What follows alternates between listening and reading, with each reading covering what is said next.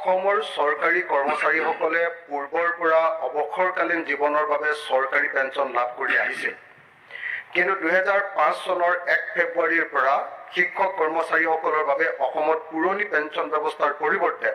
নতুন ৰাষ্ট্ৰীয় পেঞ্চন ব্যৱস্থা NPS আৰম্ভ হ'ল আৰু কৰ্মচাৰীসকলৰ অৱসৰকালীন জীৱনৰ সামাজিক সুৰক্ষা নাইকিয়া হ'ল। ফলত চৰকাৰী কৰ্মচাৰীসকলে ভৱিষ্যত জীৱনৰ সুৰক্ষা বিচাৰি নতুন পেঞ্চন ব্যৱস্থাৰ পৰিৱৰ্তে পুৰণি পেঞ্চন ব্যৱস্থা বিচাৰি আন্দোলনত নমা দেখা গৈছে।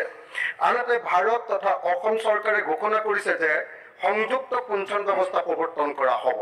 কিন্তু কৰ্মচাৰীসকল আৰু তেওঁলোকৰ সংগঠনসমূহ এই নতুন ব্যৱস্থাক লৈও সন্তুষ্ট নহয়। অসমৰ চৰকাৰী কৰ্মচাৰীসকলৰ ভৱিষ্যত সুৰক্ষাৰ বাবে আৰু জীৱনৰ কৰ্মঠ সময়খিনি চৰকাৰী তথা ৰাজহুৱা জীৱনৰ কাৰণে সমৰ্পণ কৰাৰ স্বীকৃতি স্বৰূপে অসমৰ সকলো চৰকাৰী শিক্ষক কৰ্মচাৰীৰ বাবে পুৰণি পেঞ্চন ব্যৱস্থা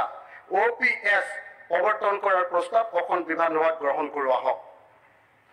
মই মোৰ প্ৰস্তাৱটোৰ সপক্ষে কিছু বক্তব্য দাঙি ধৰিব খুজিছোঁ। উপাধ্যক্ষ ডাঙৰীয়া, ইয়াৰ পূৰ্বেও মই দুবাৰ কিয় NPS নালাগে আৰু কিয় OPS লাগে এই সম্পৰ্কে বক্তব্য আগবঢ়াইছিলোঁ। কেন্দ্ৰীয় চৰকাৰে ইতিমধ্যে NPSৰ অল্টাৰনেটিভ হিচাপত আৰু এটা বস্তু আনিছে, তাক UPS বুলি কৈছে। আৰু এই UPSটো যোৱা 26 জানুৱাৰী তাৰিখৰ দিনা অসমৰ মাননীয় মুখ্যমন্ত্ৰী ডাঙৰীয়াই কৈছে যে অসমতো এতিয়া NPS নহয় UPS আমি আৰম্ভ কৰিম। এতিয়া UPS আৰু NPS এই দুটাৰ মাজত পাৰ্থক্যনো কি, আৰু OPS পুৰণি পেঞ্চন ব্যৱস্থা আৰু UPS যিটো ইউনাইটেড পেঞ্চন স্কিম এই দুটাৰ মাজতনো পাৰ্থক্য কি, এই সম্পৰ্কে অকণমান আলোচনা কৰিলে কিয়নো কৰ্মচাৰীসকলে আচলতে UPS নহয় OPS লাগে বুলি বাৰম্বাৰ দাবী জনাই আহিছে আমি স্পষ্ট হৈ পৰিম। প্ৰথম কথা যে UPS যিটো ব্যৱস্থা এই ব্যৱস্থাত পেঞ্চন দিয়াৰ কথা কোৱা নাই। এইখন গেজেট নটিফিকেশ্যন, ইয়াত এই গোটেই পেঞ্চন ব্যৱস্থাটোৰ কথা উল্লেখ কৰা হৈছে। এই পেঞ্চন ব্যৱস্থাটোত যদি আমি চাওঁ তেতিয়াহ'লে দেখা গৈছে যে 24 জানুৱাৰী 2025 তাৰিখে আমাৰ গেজেট নটিফিকেশ্যন হোৱা এই ব্যৱস্থা অনুসৰি পেঞ্চন নহয় এচিয়ৰ্ড পে আউট। আগতে আমাৰ ওল্ড পেঞ্চন স্কিমত যিটো পেঞ্চন দিম বুলি কৈছিলে, এতিয়া কৈছে যে এচিয়ৰ্ড পে আউট, এটা নিশ্চিত এটা পেমেণ্ট মানুহবিলাকক দিয়া হ'ব। এতিয়া এই পেঞ্চন ব্যৱস্থাৰ মই যেতিয়া এই গোটেই UPS এই গোটেই ব্যৱস্থাটো বাৰম্বাৰ পঢ়িছিলোঁ, বাৰম্বাৰ পঢ়ি বুজিবলৈ আৰু তাৰ পিছফালে দিয়া অংকটো যেতিয়া বাৰম্বাৰ কৰি আছিলোঁ, তেতিয়া দেখিছিলোঁ যে কোনোবা ক্ষেত্ৰততো NPSতকৈ এইটো বেয়া বস্তু UPSটো। এতিয়া দেখা গৈছে যে UPSত এটা কৰ্পাছ ফাণ্ড কৰিব এই ইউনাইটেড পেঞ্চন স্কিমত। এই কৰ্পাছ ফাণ্ডটো হ'ব 10% আমাৰ যিবিলাক চাকৰিয়ালবিলাকৰ পৰা প্ৰত্যেক মাহে 10%কে দৰমহাৰ 10%কে পইচা বেচিক পে প্লাছ দিয়ে, তাৰ পৰা 10% পইচা কাটি ৰাখিব। আমাৰ ওল্ড পেঞ্চন স্কিমত এনেকুৱা ধৰণৰ কাটি ৰখা কোনো ছিষ্টেম নাই। নিশ্চিতভাৱে এজন কৰ্মচাৰীয়ে গোটেই জীৱনটো ডেডিকেটেডলি কাম কৰাৰ কাৰণে তেওঁক সদায় পেঞ্চন পোৱাৰ পাছত তেওঁক হেৰি দিয়াই হয়, মানে শেষৰ যিটো দৰমহা তাৰ আধা পেঞ্চন দিয়া হয়। ইয়াত কিন্তু কৈছে যে নহয়, তোমালোকে 10% দৰমহা জমা কৰি যাব লাগিব। তাৰপিছত চেণ্ট্ৰেল গভৰ্ণমেণ্টে 10% প্লাছ 8.5% 18% পইচা এই কৰ্পাছত জমা দিব। এই দুইটা লগ লগাই যিটো পইচা হ'ব আৰু এই কৰ্মচাৰীবিলাকে কাটি ৰখা যিটো পইচা সেইটো যদি ইনভেষ্ট কৰি দিয়ে, কোনোবা কোম্পানীত যদি ইনভেষ্ট কৰি দিয়ে, তাৰ পৰা যিটো ইণ্টাৰেষ্ট পাব সেইটোৰ পৰাহে এটা পেঞ্চন দিয়াৰ ব্যৱস্থা গ্ৰহণ কৰা হ'ব। যিটো পেঞ্চন বুলি কোৱা নাই, এইটো কি বুলি কৈছে, এইটো কৈছে এচিয়ৰ্ড পে আউট। গতিকে UPSত কি হ'ব, কৰ্মচাৰীৰ দৰমহাৰ 10% কৰ্তন কৰি ৰখা হ'ব।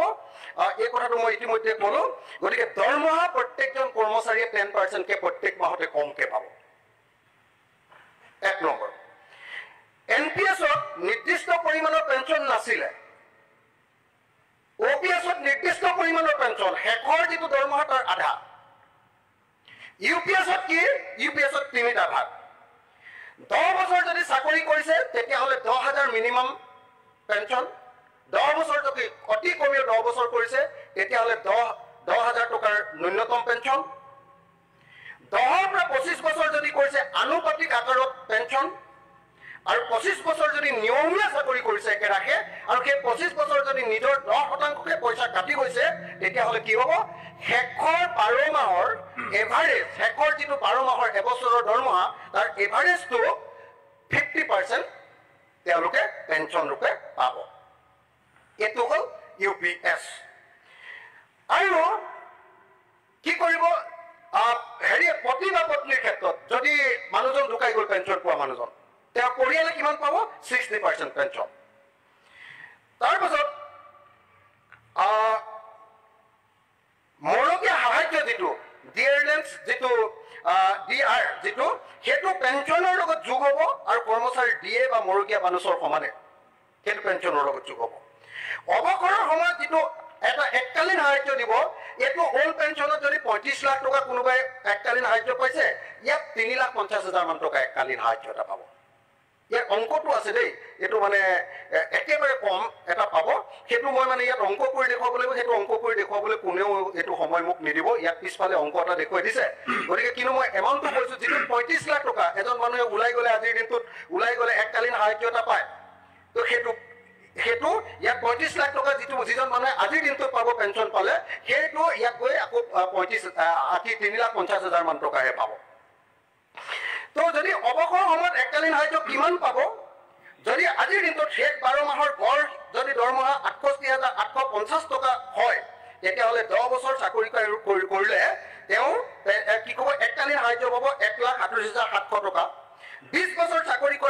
কৰিলে তেওঁ পাব 2,77,400 টকা 2,77,400 টকা আৰু 25 বছৰ চাকৰি কৰাৰ পাছতে 25 বছৰ চাকৰি কৰি ওলাই গ'লে মানুহজনে পাব 3,44,250 টকা যেটো এতিয়া 25 বছৰ চাকৰি কৰিলে 35 লাখ মান টকা পায় মানুহ এজনে এটো দৰমহা গতিকে এটো ভয়ানক সাংঘাতিক ধৰণৰ কথা এটা ইউপিএছত ওপিএছৰ দৰে গ্ৰেচুইটিৰ ব্যৱস্থাও নাই আৰু নাই জিপিএফৰ ব্যৱস্থাও জিপিএফও নিদিয়ে আৰু গ্ৰেচুইটিও নিদিয়ে ইউপিএছত ওপিএছৰ দৰে 10 বছৰ পেঞ্চন বৃদ্ধি 10 বছৰ মূৰে যে এই যিটো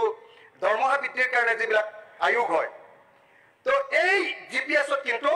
এই দৰমহা বৃদ্ধিৰ ওপৰত ভিত্তি কৰি পেঞ্চন বৃদ্ধিৰ যিটো ব্যৱস্থা এই ব্যৱস্থাটো নাই কাৰণ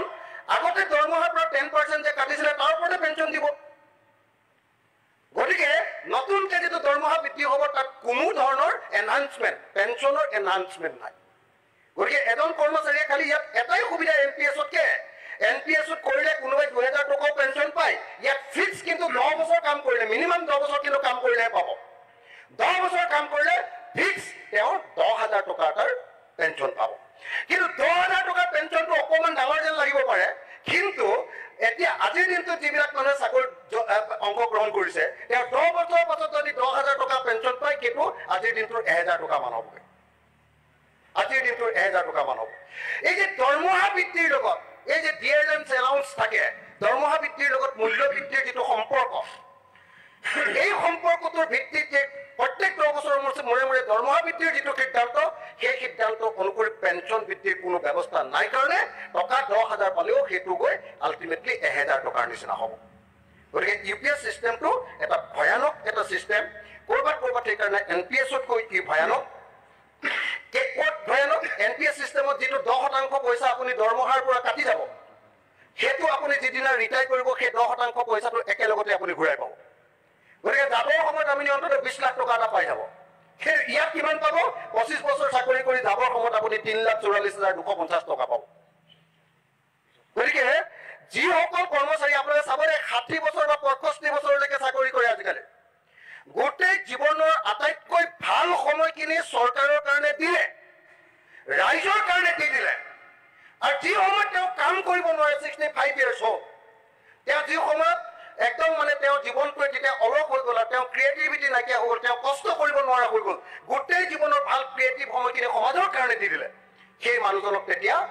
তেতিয়াৰ মূল্যৰ হাৰত যদি টকা 1,000 পেঞ্চন দিয়ে 10,000 হ'ব এইটো আজিৰ দিনৰ 1,000 টকা সেইটো যদি পেঞ্চন দিয়ে তেতিয়াহ'লে সেই মানুহজনে আমাৰ এতিয়া এই যে 250 টকাৰ বৃদ্ধ পেঞ্চন পোৱাৰ নিচিনাই অৱস্থা হ'ব